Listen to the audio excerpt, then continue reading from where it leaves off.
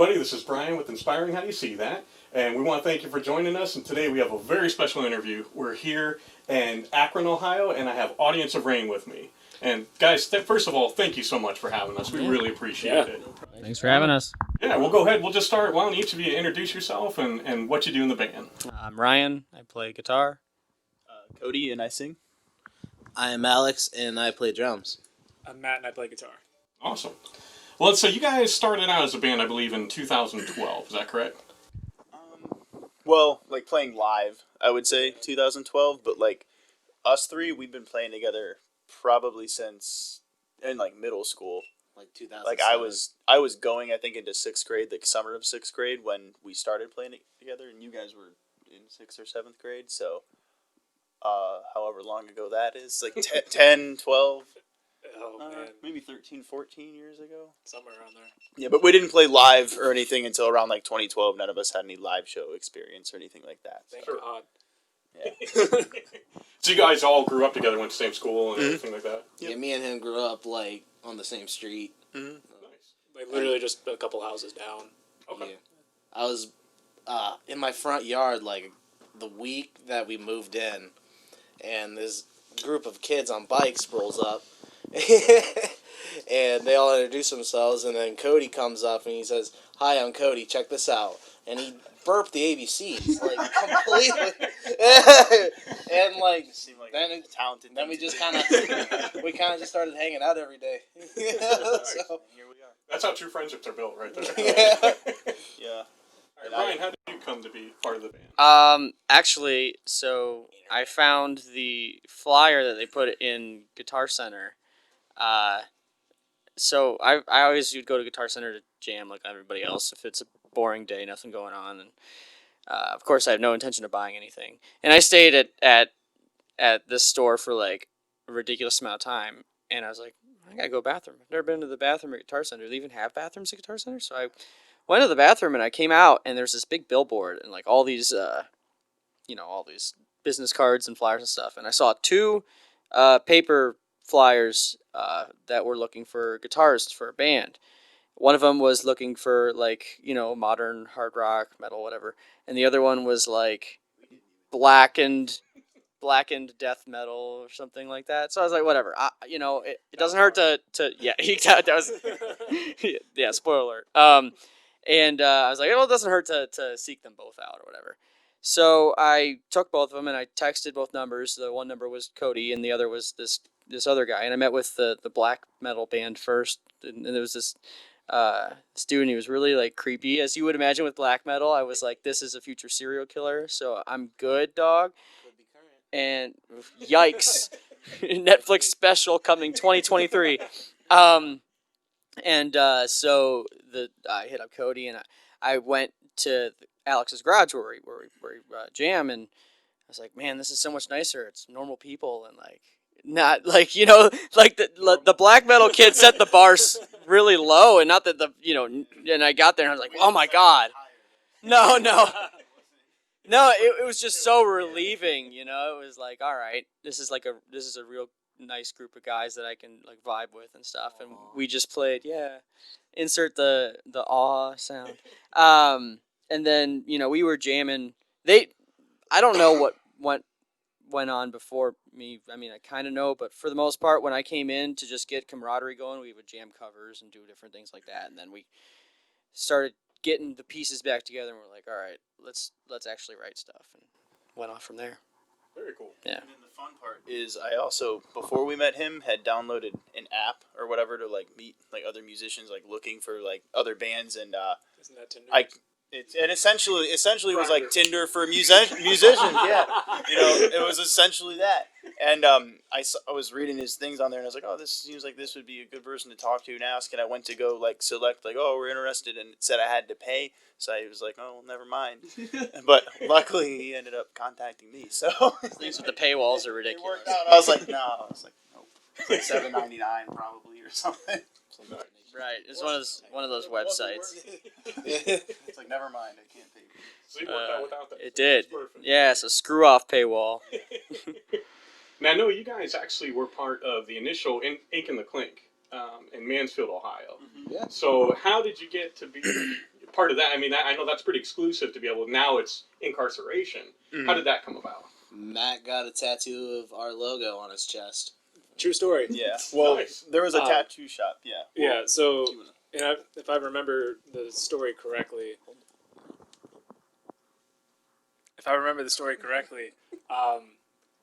the guy that owned the shop that I was at, getting our old logo tattooed on my chest, was the one throwing the original Ink and the Clink. And so we were talking about the band, and he more or less just invited us on.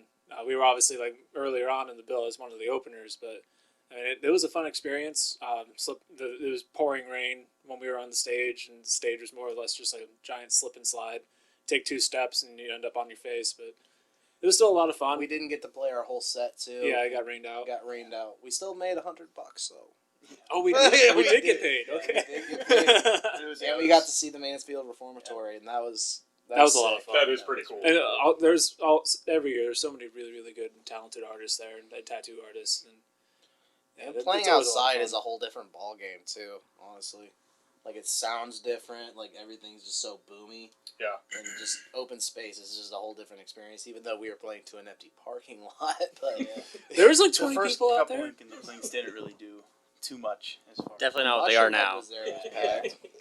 Not what they are now. It was a cool experience though, nonetheless, and we still have free range of the tattoo, or not the. Well, we could look at all that, but the prison was super cool. To have I free did range get of all a that. $20 tattoo, like right before we went on stage. We did, yeah. There's a little cross on my ring finger.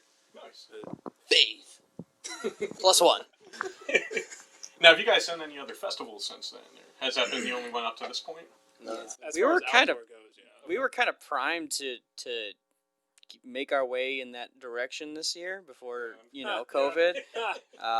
Just because of I have a lot of connections with Danny Wimmer Presents and a couple other places, and we've been talking. Actually, I'm not the only one. I think Matt was talking to somebody as well. And we were really, ready to make the next step because now we've got, established album. We have good, metrics and what have you, and there's other plans for us, I guess. So that we're just kind of taking it day by day. Who knows if we're ever going to play a show again, let alone a festival? But you never know. I don't know. It's out of our hands. I really don't think it's it, but it is out of our hands. I'm just kind of going with the flow. And that's the thing with this year. I mean, nobody's been able to really do any kind of live shows, which is bad. But on the good hand, you don't fall behind anybody because they're in the same boat. Mm-hmm. I've thought about that a little bit too. I feel like it's kind of, just everyone's kind of in the same boat, and it's like you're not alone with it. At least literally everybody's kind of, not to say it's great, but like suffering together in a sense, So I mean, it sucks, man. Like everybody, all our friends that we know in other bands, everybody just wants to play shows again and get back to it, and everyone's ready. A good positive that's come out of all this is that there's, at least in the local scene, there's been so many good albums that have come out because I think we don't all have time scenes, now to right? just sit down and record and write. Our And I mean, friends it's been Titans awesome. in Time just came out with the Sunglasses at Night cover. That was awesome. Nice. Yeah. No. Buddies, Featherweight. Featherweight, released their single yesterday, I think, in Ember. Yeah. Free plugs. Solid. That's Yeah. one thing I've noticed, and like you said, around the world, bands have been doing that. So Mhm. now it's kind of, things have shifted from the focus on an album to we're going to release 3 songs Mm-hmm. this Yeah. week, and I think that's been cool. So have you guys been writing during this time? Oh yeah. Oh yeah, absolutely. That's all we've done. And We have like 15 songs. we got to narrow it down. We've got a good amount of songs ready for this next album, and we've got we're not going to say who yet, but we have a pretty notable feature on our first single, and we're actually going in a couple weeks to record the everything of that, and probably hold on to it for a little bit and come up with a nice marketing plan to release, single, rest of album, something like that. Hopefully, spring, summer 2021. Yeah, it's just we're kind of, like you said, there's no time except to write, and that's what we're doing. And I think it's been nice because we haven't had a lot of outside noise to distract us from it, so we've come up with material that I think we're pretty proud of overall. Oh, Yeah. we're really confident in this one. Nice. Now, you guys released your first album in 2018, if I remember correctly. 2019, yeah. Okay. Yeah. At some point, we released an album. Now, kind of walk me through your songwriting process. I mean, do you guys start lyrically, or do you start with the music first? How do you usually approach We really did some. I'm gonna say this nicely. Some experimenting on the first album in regards to our process. We definitely worked out the kinks and learned what not to do in this process because we came out with the instrumentals and we didn't do a really structured list or anything. We were just coming up with different ideas and then like, oh, we've got ideas, let's go into the studio and write. And then Cody was stuck trying to come up with melodies mid studio, and it worked out, but I don't, I wouldn't. It was very stressful, and the most stressful. Did you feel album. rushed because you had to? yeah. So this time we learned our lessons, and that's why I'm very confident. Not that our first album, I very much enjoyed the material, but I'm And we very have one of confident. the best engineers like in Northeast Ohio, Danny from Mhm. Central 8. Yeah, Danny Coleman. Danny Coleman. Man, So, he's a genius. yeah, he's very, very good, and we're, this time around, like I said, or like somebody said, we came out with 15 songs that we did instrumentally, front to back, practice them over and over and over again, make sure they're tight, and then we go in and make demos of them, and then Cody can work on those demos vocally, and that way we get into the studio pretty much as prepared as we can possibly be. We get in, we do it, we get out, and exactly. So that's kind of the process, right?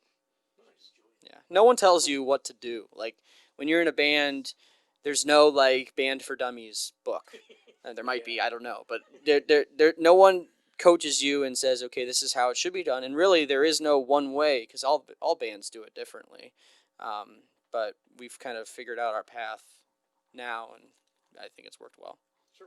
We're still learning though. Oh yeah, always learning. Every day, because what we do today, next month could be different completely too. Sure. So you never know. Even with the studio, with COVID, it's a little different how they're running the studio. So I personally, I hope that can change in some way, like, because I like having more people there and everything. But Right. even that's gonna just another obstacle to kind of figure out and everything. But Yeah. it'll make it interesting. Sure. Now, who would you guys are saying, and it could be individually or as a band, who has influenced how your sound has shaped? We gotta go individual. Yeah, it's definitely an individual Because thing. Matt, I'll let you start. We can go this way, but Matt, you go first. So, because I pull influence in my own playing from a bunch of different avenues. Growing up, I listened to a lot of Pink Floyd, a lot of Stevie Ray Vaughan, a lot of classic rock, and that's how I learned. I actually started playing guitar because I walked into a music store to get stuff for my trombone from middle school, and they had. I played trombone too, so shout out. But they had like a guitar tablature section, and part of that was Metallica. Like, well, I like Metallica, and then I had a guitar. I never really touched it, and then I picked that tab book up, and I learned every song in it, and it's kind of how I developed my love for guitar. So that will always be like a core fundamental for my guitar playing. Nowadays, I pull a lot of inspiration from like August Burns Red being one of my favorite bands. Most recently, getting into like Will Swan from Dance Gavin Dance. He's become like he has such a unique style, but a lot of that I'm starting to incorporate into my own stuff. Learning a lot from Tosin Abasi, Jason Richardson, like some of the bigger giants in the industry right now. Just trying to pull a little bit from every avenue that I know of, just to try to find like a nice unique medium in what I do. Sure. Alex? My influences. Morgan Rose's Seven Dust. Seven Dust, like every time I've seen them, it's just been phenomenal. Like it's a band that I can't get tired of. There's a lot of like, I don't know, I'm a hard hitter. A lot of emo stuff too, and hard rock, metal. My first two songs that I learned on drums were Welcome to the Black Parade, My Chemical Romance, and Fade to Black by Metallica. Like, just spectrums is all over. But yeah, I taught myself how to play just by watching drummers on YouTube and everything. And yeah, I'd say that about does it. Very cool. Yeah, well, for me, real quick is how I got into where I am now, because I started really from the bottom completely. I used to just come over and bother them, because I lived down the road. Originally it was just me and Matt. He used to sit there and flicker the lights. And I would just flip on the light switches on and off and shit. And he had a camera. Yeah, and I had a video camera, so I would, just, I don't know, record them doing usually Metallica. So you weren't gonna And- leave. They figured might as well give them something to do. Well, no, and then I was like, hey, like, my brother decided he wanted to take guitar and everything. He never stuck to it or anything, but I was like, I think I ought to maybe do that. And I told him, I was like, I'm going to learn to play guitar. They're like, no, don't do that. They said, just learn to play bass. And I was like, okay. So that's kind of how it got into that. And then, We didn't know any 6th graders or 7th graders that played bass. so they just kind of gave me a bass, and I just kind of had to figure it out. So then after that, I kind of did some of the background vocals. Then we were looking for a vocalist, and I was like, well, I'll do it, just until we find somebody. And then, I had an injury senior year in football that I was unable to play bass, and I got like the cast off and everything the day of our show, so we had to have someone fill in. So I was just singing, and I was like, I'm gonna try that for a little bit. And now I'm being here, really, so. really good at it. But as far as like when I was first getting into everything, I feel like I listened to a lot of like Avenged Sevenfold, Bullet for My Valentine, Breaking Benjamin. We used to have music choice on demand, and I feel like that's how we found a lot of it. We would just scroll through it, and I would always go over to him, and he's like, "Hey, I found a new video or whatever. Like, check this band out, And we wouldn't know anything about him, and we just say like, "Oh, that name sounds cool," and we watch the video, and that's how we would discover some bands and everything. But that's how like I remember prominently like Bullet for My Valentine, Breaking Benjamin, Avenged Sevenfold, probably a few other ones. But like A Day to Remember is one of my big favorites. But like I like a lot of different music too. I'm a big Machine Gun Kelly fan. I also love country. I'm a big Brantley Gilbert fan as well. Okay. Just lots of different stuff. Ed Sheeran, I love him as well. Like I'm kind of like real all across the board. Yeah. So like just if you love it and it's music and it's cool. That's what I said. I'm like that. I'm very much into country. I used to be all country. Yeah, And Kevin actually got me into metal. Mm-hmm. So it's just, people, it doesn't make sense. Like, yeah, it does. They both tell stories. They both. An open Yeah. taste in music yeah. is healthy for the mind. Exactly. Yeah, like you said, if it's just good, like if it's just good. just enjoy it, Yeah, it don't matter.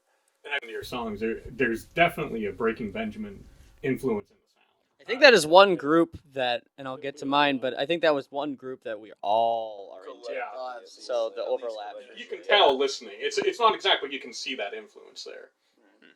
Yeah, because we sometimes we don't know what we're doing or what we're trying to sound like. Not like we're trying to sound like, So it's like we just kind of whatever we can come up with. I like being able to just do whatever. Sure. From a rock and metal standpoint, I come from a very, I like very aggressive music. So like Chelsea Grin, Winds of Plague, Carnifex, Emmure, Attila, like breakdowns are my thing. I just we always, it's funny when we're writing, we're essentially what it boils down to is this song gonna have a breakdown or a solo, sometimes both, and that's okay. Sometimes at the same time, really. And, I just have always come from, I like brutally hard stuff. But, I also have some crossover that is into more of the mainstream, like Breaking Benjamin. I like Theory of a Dead Man. These guys still don't understand how I can like some of these mainstream rock groups and not like Nickelback, because they all like Nickelback. Nickelback rules, and you're wrong. I get told that on So wrong. daily. So yeah, I like some really like intense, stuff like that. But from a non-metal standpoint, Stevie Ray Vaughan is my all-time favorite guitarist. I like Dave Matthews Band, Kenny Wayne Shepherd. Who else? From a hip hop standpoint, I grew up. I'm a little bit older than them, and I grew up in the crunk era. So like Lil Jon, Lil Wayne, Gucci Mane, Well, I don't know. I was in like high school. I don't know. You didn't think 6th graders listen to music? That's fair. That's fair. My favorite band of all time though is Slipknot. I'm just a giant Slipknot fan. I picked up their demo, Mate, Feed, Kill, and Repeat, back in 1996. It was my first ever CD, and I just fell in love with that kind of music. But yeah, I'm kind of across the board. I love blues. I grew up in a household where blues was kind of number one. I will say I'm not a country person. And I think my wife has soured me on that because she loves everything like Luke Bryan, Brantley Gilbert, Florida Georgia Line, all those guys. Gilbert. So I'm across the board, but yeah, I think my playing style definitely goes towards like very dark and heavy kind of material. So yeah. But I think it works well because like when you have someone like who has my influences and somebody like Matt, from a guitar standpoint alone, you're gonna have two different styles that sometimes when we're writing they clash and we're like we gotta throw that out. But sometimes when we're writing they mesh really well and we're like wow this is cool and it's new, and it's like we don't know. It's hard to be self-aware as a band, but are we doing something that has not done very often, or is this just a hodgepodge of stuff? So like, I don't know. Time will tell. We'll see what people think, especially on this next record. But I think we all have the different influences come together, and it comes and makes it really cool. I would say it'll definitely show because there's going to be there's not to say there's no direction. It's like controlled chaos in a sense. I would say there's really a lot of different influences. Like we didn't really take one even like subgenre or anything and run with it. We kind of just went with whatever we were figuring out and was working. So I think it'll be cool. It's one of my biggest fears as a writer that we make an album that every song is indistinguishable. They're all just kind of sounding the same. And especially with our last album, like every song had its own unique flavor. Mm-hmm. And with the one that we're putting together now, I would say the same. Like they all have a unique flavor, but they're all cohesive with one another. Mm-hmm. We finally like centered around a sound where each song is very unique, but it's all definitely the same band doing it. Gotcha.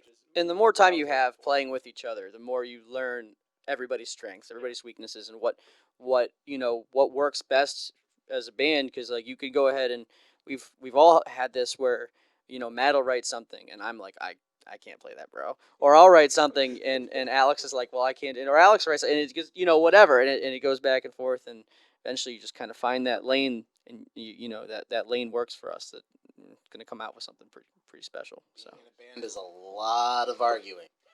Yeah. Oh god. I really enjoyed the process though too, because I've been able to play bass on it as opposed to last time we had Gabby, our old bass player, who was doing it. So me being a bass player, it's exciting to be part of the musical creation completely, and it's like I've enjoyed that part a lot more as well too. So that's been really fun. Nice to be a part of. Now, I'd be remiss if I didn't ask. Did you guys just wake up one day and say, "What the hell? Let's do a Backstreet Boys song"? How did that come about? That's exactly what happened. No, not really. It was talked about very it for the premeditated longest for a time. while, actually. I mean, I just love the Backstreet Boys, honestly. We always talked about covers. We always knew we wanted to do a cover because there's a lot of different reasons. One, it's really fun. Two, from a marketing standpoint, it really helps gain a different demographic that might not be as interested in you otherwise. That cover definitely helped with our metrics. It did, and it was like it boiled down to what do we want to cover? What song do we want to cover? And we could have went a lot of ways. We dabbled in doing what was that track? Halsey. We dabbled doing a Halsey tune, and we might down the road. But something that was timeless was going to be the easiest to do, and something like Backstreet Boys, which is an iconic style in itself, it just worked. Most everybody knows it, at least you can always be recognized, and it's a cool bop, Yeah. It's just cool, It was cool how you had it because it came out heavy and you knew right away what it was, right in the first couple seconds. My mother-in-law's in her 50s and she jams it all the time. So And we've heard it actually plays constantly in this strip club in Florida. funny story about that. They love it down there. So dudes be getting lap dances. So- And women. Yeah, Women that's get lap us. dances too. So I was telling you before this that I did my rave DJing and festival stuff back before I joined the band, and the reason why this all happened is because one of my former, colleagues who I DJ'd with, he no longer does it either, and he decided to do DJing at a strip club. So he's at I don't know the club. I wish I could plug it, but it's in Jacksonville Beach, Florida, and I guess all the girls request the song all the time because it's great to dance to, and I'm not mad about it. So yeah. So there you go. It's pretty sweet. Yeah. Absolutely. We made it. We're done. Yeah. Plus, I've always just wanted to do a Backstreet Boys cover in general, so it was exciting to finally get everybody on board with it. So, Sure. Yeah, pretty cool. Awesome. Now, you guys had mentioned working on the new album. Do you have a date yet where you're looking to release it? Or? Absolutely not. I have. We have. we have targets, we have ideas. You know, like I said, in a couple weeks we do have a firm, studio time for the first single, but we're not going to release that single until we're ready to release more than that single. So ideally, we'd like to record the rest of the album in whether it's January, February, March, something like that, and come out with an early summer release. And because obviously that's a great time to do it, and then you can do a CD release show and get the attention of a lot of hopefully, I'm sorry, I'm getting ahead of myself here, but in a normal world, and then get attention a lot of the promoters and a lot of people who are bookings and all that. And actually, this year you're probably going to see more of that because a lot of these festivals are getting pushed back to the fall, as it is fall of 2021. Right. And normally a lot of bands will come out with their music in early or in late winter, early spring, so that the festival promoters be like, okay, they have something new, let's put them on a bill. Well, this year it's a little bit different. So if you come out with it in the early summer, that's the best time to get their attention for some of these fall festivals. Makes sense. Yeah. Awesome. Now, if you guys have been doing this for a while, so if somebody were thinking of starting a band now, what's some advice? What are some of the things that you guys have had to overcome? Learn to play to a click. Don't do it. No, absolutely do it. I always will encourage musicianship. No, a really, really big factor is start a band with people that you know you're going to get along with. Because obviously, Cody, Alex, and myself, we've been playing together for a very, very long time. We all kind of grew up together. And the one. Broke up with us once, though. That's true. 3 times. Probably a couple, actually. Yeah. But we're still, obviously we're still good friends. But, the one big benefit to us is that we had the chance to, mold each other as musicians as we grew up. So we played with each other constantly, and we got to know each other's sounds. And, at least, playing in a band together, we know what the next one's going to do. Or what they're going to do next. So when Ryan came along, we get along with Ryan really well. We all kind of butt heads together, but you're going to have that in a band, which is why I said you got to find people that you're going to get along with. It's like a relationship. Yeah. Relationships can be, difficult, but now you have a relationship with 4, sometimes 5 other people, and it's Right. You know how hard it is to get 4 people in the same room sometimes. Yeah, let alone anything else. I would say my advice, too, would be make sure you are all willing to invest, obviously, both emotionally, physically, but also financially, because in the modern day, 20, 30 years ago, it didn't matter as much, but in the modern day, it takes money to be successful. You obviously have to have the talent first and foremost, and the structure and the chemistry and all of those things. But if you are looking to get in a band and you're thinking it's just going to be an easy process and you're not going to have to spend a couple paychecks on this and that and whatever, not even equipment. We're talking about marketing and promotions and different opportunities and stuff. You definitely want to make sure that if you're going to start something and you want to do it more than a hobby, you want to do it as something that you're looking to really excel in long term, that you have a financially stable mindset going into it. I think for me, actually, to take back what I said, though, is definitely no matter what, I would say just do it. Whether you're going to do it as a hobby or as something you want to pursue down the road, because for me it was always an outlet regardless. I would always look forward to every weekend we'd get together and just jam, probably usually from noon till 8 o'clock, and sometimes we'd be jamming the same thing for 4 hours, but it was just something I always looked forward to. I guess it can help keep you out of trouble, keep you out of your head, different things like that. So whether you want to pick up guitar or sing, play the drums, I would just say go for it no matter what, Yeah. It's not going to be easy if you want to pursue it in that other aspect, but like you said, financially prepare, learn to play to a click. Bring Gold Bond to every show. That too. Absolutely. Going over you Gold Bond too, though. So you gotta find a happy medium. Yikes. Not an STD. It's really good. It It does feel great. Wow. It helps. Fresh You get mountain sweaty out breeze, there. man. You know? You get sweaty. Yeah. I would say that, yeah. So before we go, how can fans follow you guys online? Oh, am I doing this? All right. That's your department. Facebook, facebook.com/Audience of Rain. Instagram is Audience of Rain. Twitter is AOR Official. And you can find us on Spotify, iTunes, Apple Music, Amazon Music, literally all the platforms. Just Napster, which is Rhapsody, all that stuff. Literally, I think it's like 300 some places that 99% of people only just use Spotify and Apple Music, but whatever. Just type in, use Amazon Music, Pandora. YouTube. We're really everywhere. But yeah, LimeWire. Audience of Rain. No, we're not on LimeWire. I don't think that exists anymore. My favorite computer. Jesus. I would recommend if you're gonna go, especially like on Spotify, check out our cover that we did, Larger Than Life. Check out our first single from our first album, Above and Below. On YouTube also we have the music video for Above and Below. Check that out. I think that came out really well. We're gonna do some other cool music video type things for this second round here. But yeah, that's pretty much it. Awesome. Yeah. Is there anything else that you guys would like to tell fans before we end? I don't know. Thank you. Yeah, thank you. Definitely First of all, thank you. Yeah. I was trying to come up with something witty, but Yeah, no, we've Wash your hands. yeah. we've Wear the damn mask. We've been Just do very it. fortunate. This year has probably been, and all the bands say this. Let's be real. This year has been our biggest year to date, and next year might be even bigger, whatever. But really, we have come a long way from when we started, even just when I joined. And whether it's we're nearing 200,000 plays on Spotify for Larger Than Life, or just other things like that. Whether it's something as simple as getting a really cool photo shoot done, or planning, with a big feature coming up on the next album or whatnot. I just thank you to everybody who's ever been involved, from sound people to marketing people to fans to, most importantly fans, but to everybody. Gold bond, I guess. So No, I would say, yeah, same thing too. Just anybody who's listened, taking the time to it's cool to check out new music, and we really appreciate it for sure. All right, and like I said, go ahead and make sure that you follow Audience of Rain. These guys are fantastic.